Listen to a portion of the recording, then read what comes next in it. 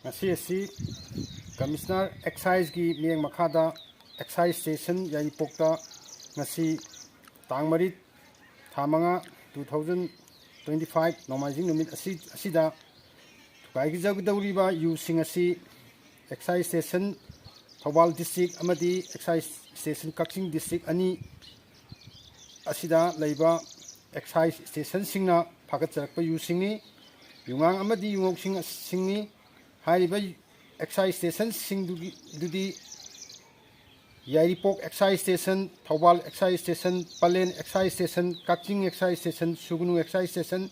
Lilong Excise Station ni. Hariba Station Singna Pagalakba using ni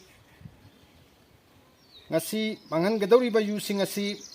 Haukiba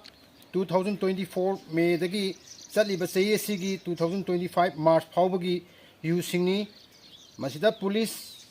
Station Singna Sinerpa using Suyauri, Manghankhre using asi Adudi, Indian Met for liquor 11 liters, 90 point, beer da 27 liters, DIC liquor da 6,199.50, while the 1.5 liters, Apunba liter masing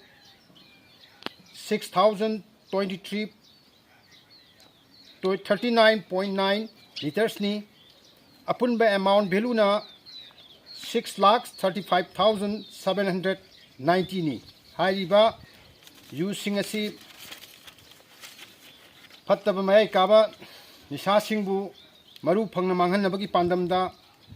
miyamna mateng pangbiu amadi police amadi club maira paibi imai ben singnasu cooperation pibiu haiduna district 11 northern officer piranjit की तरफ से appeal तौजरी।